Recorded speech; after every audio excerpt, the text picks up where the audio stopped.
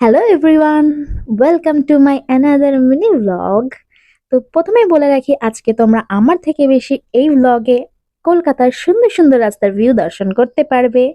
তো আজকে চলে গেছিলাম একটু কাজে, বিধাননগর, কলকাতা। তো সেই সুন্দর সুন্দর ভিউগুলোকেই তোমরা আজকে দেখো, এনজয় করো। এই কলকাতার এই রাস্তাগুলো না আমার এত ভালো লাগে, কি বলবো। তো এই রাস্তাগুলো দেখতে দেখতে চলে গেছিলাম কাজ মিটিয়ে দাদাদের রুমে। অ্যান্ড সেই রুমে গিয়ে একটুখানি রেস্ট করেছিলাম। রেস্ট করার পরে দেন আমরা একটু বেরিয়েছিলাম মার্কেটে। সেই মার্কেটে গেছিলাম কিছু জিনিস কেনার জন্য।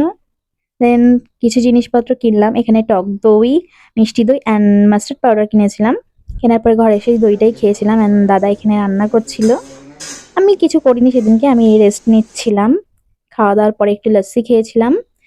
তারপরে আমি আবার বাড়ি আসার জন্য বেরিয়ে পড়েছিলাম, কারণ আমাকে অনেকটা দূর ফিরতে হবে।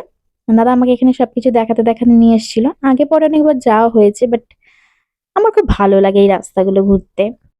তারপরে রাস্তার সুন্দর সুন্দর ভিউগুলো এনজয় করতে করতে আমরা চলে এসেছিলাম একটু সার্ভিস সেন্টারে, গাড়িটা সার্ভিসিং এ দেওয়ার ছিল দাদার। অ্যান্ড তারপরে আমি চলে আসবো টোটো ধরেই ক্যান্টনমেন্ট স্টেশনে, অ্যান্ড দাদা চলে যাবে ডিউটিতে। আর ওখান থেকে আমি ট্রেন ধরে হাবড়াতে আসবো। আমার বাড়ি হাবড়ার কাছাকাছি, নগরুকড়াতে।